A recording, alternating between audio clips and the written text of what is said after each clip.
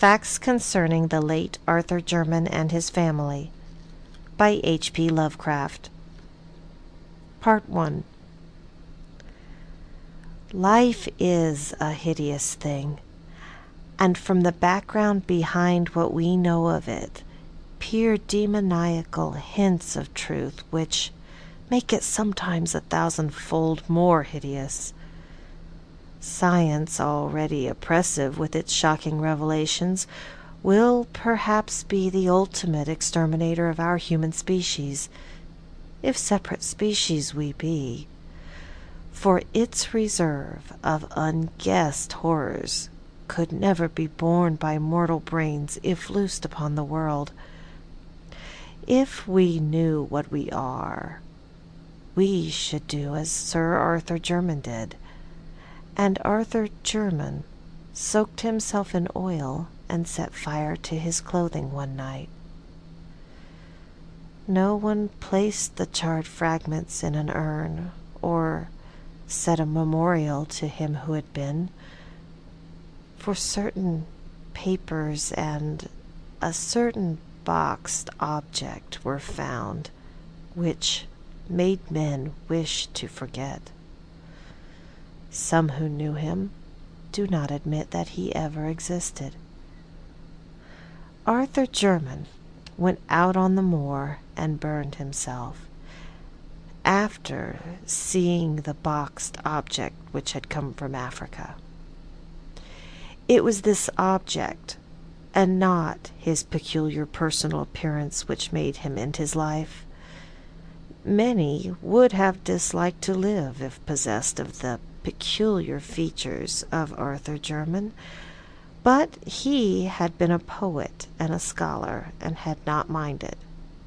Learning was in his blood, for his great-grandfather, Sir Robert Jermyn, Baronet, had been an anthropologist of note, whilst his great-great-great-grandfather, Sir Wade Jermyn, was one of the earliest explorers of the Congo region, and had written eruditely of its tribes, animals, and supposed antiquities.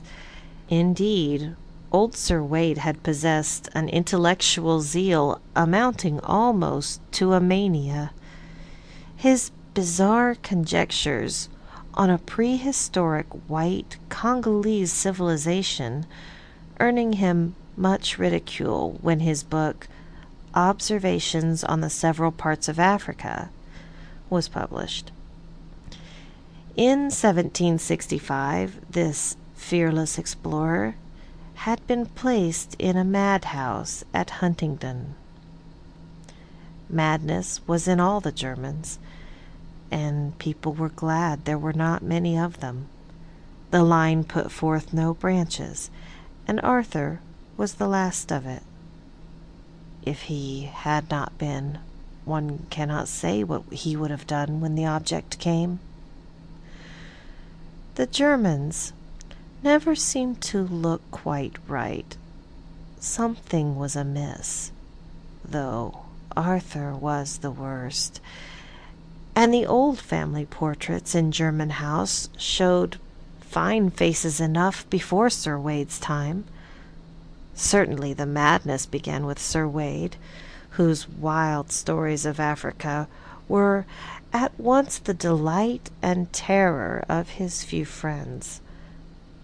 It showed in his collection of trophies and specimens, which were not such as a normal man would accumulate and preserve, and appeared strikingly in the oriental seclusion in which he kept his wife.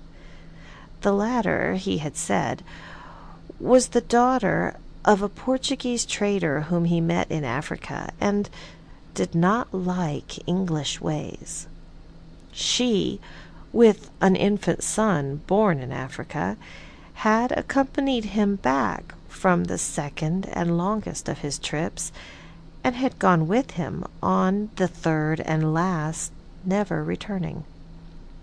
No one had ever seen her closely, not even the servants, for her disposition had been violent and singular. During her brief stay at Jermyn House, she occupied a remote wing and was waited on by her husband alone. Sir Wade was, indeed, most peculiar in his solicitude for his family, for when he returned to Africa, he would permit no one to care for his young son, save a loathsome black woman from Guinea. Upon coming back, after the death of Lady Jermyn, he himself assumed complete care of the boy. But it was the talk of Sir Wade, especially when in his cups, which chiefly led his friends to deem him mad. In a rational age like the 18th century, it was unwise for a man of learning to talk about wild sights and strange scenes under a Congo moon, of the gigantic walls and pillars of a forgotten city crumbling and vine-grown, and of damp, silent stone steps leading interminably down into the darkness of abysmal treasure vaults and inconceivable catacombs.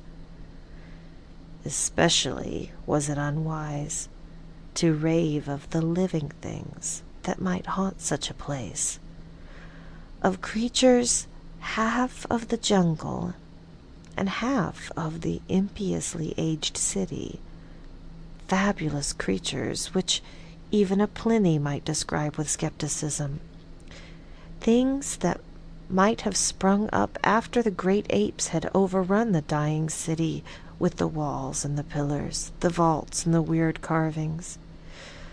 Yet, after he came home for the last time, Sir Wade would speak of such matters with a shudderingly uncanny zest, mostly after his third glass at the Knight's Head, boasting of what he had found in the jungle and of how he had dwelt among terrible ruins known only to him.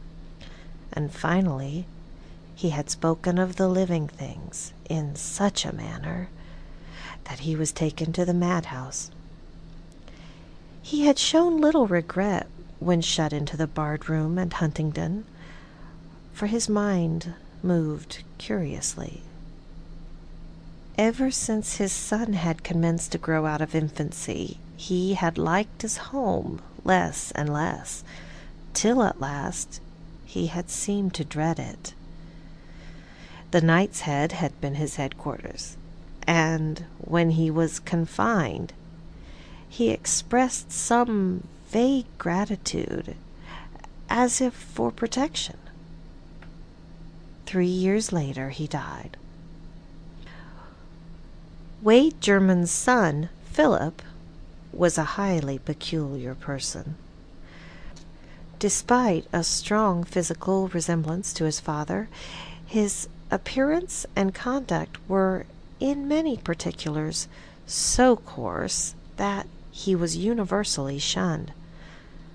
Though he did not inherit the madness which was feared by some, he was densely stupid and given to brief periods of uncontrollable violence. In frame, he was small but intensely powerful, and was of incredible agility. 12 years after succeeding to his title, he married the daughter of his gamekeeper, a person said to be of gypsy extraction, but before his son was born, joined the navy as a common sailor, completing the general disgust which his habits and misalliance had begun. After the close of the American War, he was heard of as a sailor on a merchantman in the African trade, having a kind of reputation for feats of strength and climbing, but finally disappearing one night as his ship lay off the Congo coast. In the son of Sir Philip Jermyn, the now accepted family peculiarity took a strange and fatal turn. Tall and fairly handsome, with a sort of weird Eastern grace, despite certain slight oddities of proportion, Robert Jermyn began life as a scholar and investigator. It was he who first studied scientifically the vast collection of relics which his mad grandfather had brought from Africa, and who made the family name as celebrated in ethnology as in exploration. In 1815, Sir Robert married a daughter of the 7th Viscount Brightholme, and was subsequently blessed with 3 children, the eldest and youngest of whom were never publicly seen on account of deformities in mind and body. Saddened by these family misfortunes, the scientists sought relief in work and made 2 long expeditions in the interior of Africa. In 1849, his second son, Neville, a singularly repellent person who seemed to combine the surliness of Philip Jermyn with the hauteur of the Brightholmes, ran away with a vulgar dancer, but was pardoned upon his return in the following year. He came back to Jermyn House a widower with an infant son, Alfred, who was one day to be the father of Arthur Jermyn. Friends said that it was this series of griefs which unhinged the mind of Sir Robert Jermyn, yet it was probably merely a bit of African folklore which caused the disaster. The elderly scholar had been collecting legends of the Onga tribes near the field of his grandfather's and his own explorations, hoping in some way to account for Sir Wade's wild tales of a lost city peopled by strange hybrid creatures. A certain consistency in the strange papers of his ancestor suggested that the madman's imagination might have been stimulated by native myths. On October 19, 1852, the explorer Samuel Seton called at Jermyn House with a manuscript of notes collected among the Ongas, believing that certain legends of a gray city of white apes ruled by a white god might prove valuable to the ethnologist. In his conversation, he probably supplied many additional details, the nature of which will never be known, since a hideous series of tragedies suddenly burst into being. When Sir Robert Jermyn emerged from his library, he left behind the strangled corpse of the explorer, and before he could be restrained, had put an end to all 3 of his children, the 2 who were never seen, and the son who had run away. Neville Jermyn died in the successful defense of his own 2-year-old son, who had apparently been included in the old man's madly murderous scheme. Sir Robert himself, after repeated attempts at suicide and a stubborn refusal to utter an articulate sound, died of apoplexy in the 2nd year of his confinement. Sir Alfred Jermyn was a baronet before his 4th birthday, but his tastes never matched his title. At 20, he had joined a band of music hall performers, and at 36 had deserted his wife and child to travel with an itinerant American circus. His end was very revolting. Among the animals in the exhibition with which he traveled was a huge bull gorilla of lighter color than average, a surprisingly tractable beast of much popularity with the performers. With this gorilla, Alfred Jermyn was singularly fascinated, and on many occasions the two would eye each other for long periods through the intervening bars. Eventually, Jermyn asked and obtained permission to train the animal, astonishing audiences and fellow performers alike with his success. One morning in Chicago, as the gorilla and Alfred Jermyn were rehearsing an exceedingly clever boxing match, the former delivered a blow of more than usual force, hurting both the body and the dignity of the amateur trainer. Of what followed, members of the greatest show on earth do not like to speak. They did not expect to hear Sir Alfred Jermyn emit a shrill, inhuman scream, or to see him seize his clumsy antagonist with both hands, dash it to the floor of the cage, and bite fiendishly at its hairy throat. The gorilla was off its guard, but not for long, and before anything could be done by the regular trainer, the body, which had belonged to a baronet, was past recognition. Part 2.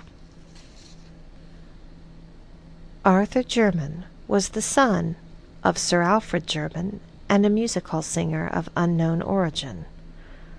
When the husband and father deserted his family, the mother took the child to Jermyn House, where there was none left to object to her presence.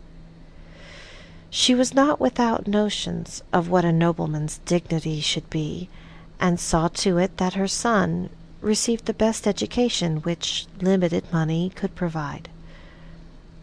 The family resources were now sadly slender, and Jermyn House had fallen into woeful disrepair.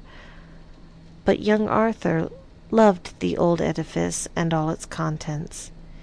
He was not like any other Jermyn who had ever lived, for he was a poet and a dreamer. Some of the neighboring families who had heard tales of old Sir Wade Jermyn's unseen Portuguese wife declared that her Latin blood must be showing itself. But most persons merely sneered at his sensitiveness to beauty, attributing it to his music hall mother, who was socially unrecognized. The poetic delicacy of Arthur Jermyn was the more remarkable because of his uncouth personal appearance. Most of the Jermyns had possessed a subtly odd and repellent cast, but Arthur's case was very striking. It's hard to say just what he resembled, but his expression, his facial angle, and the length of his arms gave a thrill of repulsion to those who met him for the first time. It was the mind and character of Arthur Jermyn which atoned for his aspect. Gifted and learned, he took highest honors at Oxford, and seemed likely to redeem the intellectual fame of his family. Though of poetic rather than scientific temperament, he planned to continue the work of his forefathers in African ethnology and antiquities, utilizing the truly wonderful though strange collection of Sir Wade. With his fanciful mind, he thought often of the prehistoric civilization in which the mad explorer had so implicitly believed, and would weave tale after tale about the silent jungle mentioned in the latter's wilder notes and paragraphs. For the nebulous utterances concerning a nameless, unsuspected race of jungle hybrids, he had a peculiar feeling of mingled terror and attraction. Speculating on the possible basis of such a fancy, and seeking to obtain light among the more recent data gleaned by his great-grandfather and Samuel Seton amongst the Ongas.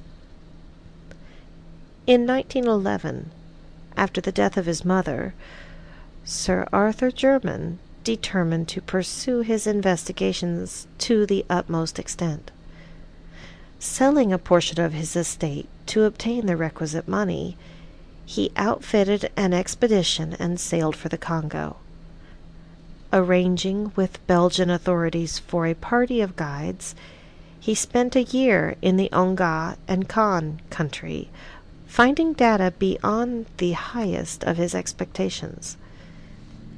Among the Kaliris was an aged chief called Muanu, who possessed not only a highly retentive memory, but a singular degree of intelligence and interests in the old legends.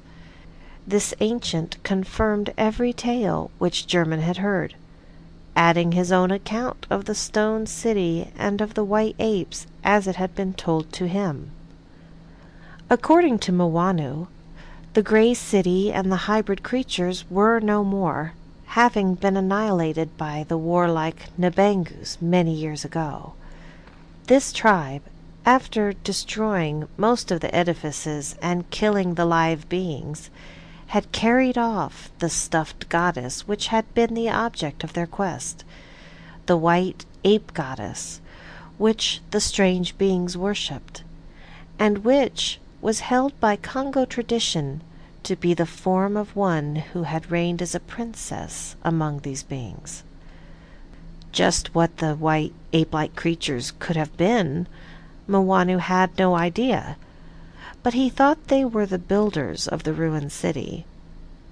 Jermyn could form no conjecture, but by close questioning obtained a very picturesque legend of the stuffed goddess. The ape princess, it was said, became the consort of a great white god who had come out of the west. For a long time they had reigned over the city together, but when they had a son, all three went away. Later, the god and princess had returned, and upon the death of the princess, her divine husband had mummified the body and enshrined it in a vast house of stone, where it was worshipped. Then he departed alone. The legend here seemed to present three variants. According to one story, nothing further happened save that the stuffed goddess became a symbol of supremacy for whatever tribe might possess it. It was for this reason that the Nabangus carried it off. A second story told of a god's return and death at the feet of his enshrined wife. A third told of the return of the son, grown to manhood, or apehood, or godhood, as the case might be, yet unconscious of his identity. Surely the imaginative blacks had made the most of whatever events might lie behind the extravagant legendary. Of the reality of the jungle city described by Sir Wade, Arthur Jermyn had no further doubt, and was hardly astonished when, early in 1912, he came upon what was left of it. Its size must have been exaggerated, yet the stones lying about proved that it was no mere Negro village. Unfortunately, no carvings could be found, and the small size of the expedition prevented operations toward clearing the one visible passageway that seemed to lead down into the system of vaults, which Sir Wade had mentioned. The white apes and the stuffed goddess were discussed with all the native chiefs of the region, but it remained for a European to improve on the data offered by old Muanu.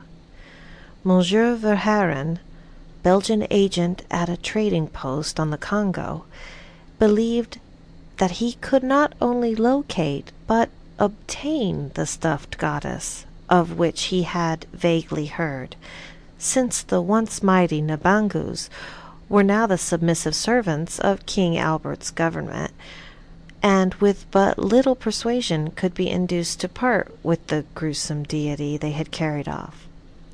When Jermyn sailed for England, therefore, it was with the exultant probability that he would, within a few months, receive a priceless ethnological relic confirming the wildest of his great-great-great-grandfather's narratives, that is, the wildest which he had ever heard. Countrymen near Jermyn House had perhaps heard wilder tales handed down from ancestors who had listened to Sir Wade around the table of the Knight's Head. Arthur Jermyn waited very patiently for the expected box from Monsieur Verhaeren, meanwhile studying with increased diligence the manuscripts left by his mad ancestor. He began to feel closely akin to Sir Wade, and to seek relics of the latter's personal life in England as well as of his African exploits. Oral accounts of the mysterious and secluded wife had been numerous, but no tangible relic of her stay at Jermyn House remained. Jermyn wondered what circumstance had prompted or permitted such an effacement, and decided that the husband's insanity was the prime cause. His great-great-great-grandmother, he recalled, was said to have been the daughter of a Portuguese trader in Africa. No doubt her practical heritage and superficial knowledge of the Dark Continent had caused her to flout Sir Wade's tales of the interior, a thing which such a man would not be likely to forgive. She had died in Africa, perhaps dragged thither by a husband determined to prove what he had told. But as Jermyn indulged in these reflections, he could not but smile at their futility, a century and a half after the death of both of his strange progenitors. In June 1913, a letter arrived from Monsieur Verhaeren telling of the finding of the stuffed goddess. It was, the Belgian averred, a most extraordinary object, an object quite beyond the power of a layman to classify. Whether it was human or simian, only a scientist could determine, and the process of determination would be greatly hampered by its imperfect condition.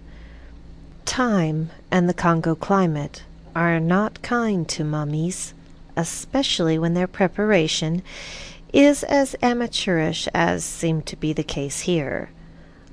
Around the creature's neck had been found a golden chain, bearing an empty locket on which were armorial designs. No doubt some hapless traveller's keepsake, taken by the Nabangus and hung upon the goddess as a charm. In commenting on the contour of the mummy's face, Monsieur Verhaeren suggested a whimsical comparison, or rather expressed a humorous wonder just how it would strike his correspondent, but was much too interested scientifically to waste many words in levity. The stuffed goddess, he wrote, would arrive, duly packed, about a month after receipt of the letter. The boxed object was delivered at Jermyn House on the afternoon of August 3rd, 1913, being conveyed immediately to the large chamber which housed the collection of African specimens as arranged by Sir Robert and Arthur. What ensued can best be gathered by the tales of servants and from things and papers later examined. Of the various tales, that of aged Soames, the family butler, is most ample and coherent. According to this trustworthy man, Sir Arthur Jermyn dismissed everyone from the room before opening the box, though the instant sound of hammer and chisel showed he did not delay the operation. Nothing was heard for some time. Just how long Soames cannot exactly estimate, but it was certainly less than a quarter of an hour later that the horrible scream, undoubtedly in Jermyn's voice, was heard. Immediately afterward, Jermyn emerged from the room, rushing frantically toward the front of the house as if pursued by some hideous enemy. The expression on his face, a face ghastly enough in repose, was beyond description. When near the front door, he seemed to think of something, and turned back in his flight, finally disappearing down the stairs to the cellar. The servants were utterly dumbfounded, and watched at the head of the stairs, but their master did not return. A smell of oil was all that came up from the regions below. After dark, a rattling was heard at the door leading from the cellar into the courtyard, and a stable boy saw Arthur Jermyn, glistening from head to foot with oil, and redolent of that fluid, steal furtively out and vanish on the black moor surrounding the house. Then, in an exaltation of supreme horror, everyone saw the end. A spark appeared on the moor. A flame arose, and a pillar of human fire reached to the heavens. The house of Jermyn no longer existed. The reason why Arthur Jermyn's charred fragments were not collected and buried lies in what was found afterward, principally the thing in the box. The stuffed goddess was a nauseous sight, withered and eaten away, but it was clearly a mummified white ape of some unknown species, less hairy than any recorded variety, and infinitely nearer mankind, quite shockingly so. Detailed description would be rather unpleasant, but two salient features must be told, for they fit in revoltingly with certain notes of Sir Wade Jermyn's African expeditions, and with the Congolese legends of the White God and the Ape Princess. The two particulars in question are these: the arms on the golden locket about the creature's neck were the Jermyn arms, and the jocose suggestion of Monsieur Verhaeren about certain resemblance as connected with the shriveled face applied with vivid, ghastly, and unnatural horror to none other than the sensitive Arthur Jermyn, great-great-great-grandson of Sir Wade Jermyn and an unknown wife. Members of the Royal Anthropological Institute burned the thing and threw the locket into a well, and some of them do not admit that Arthur Jermyn ever existed. The end of Facts Concerning the Late Arthur Jermyn and His Family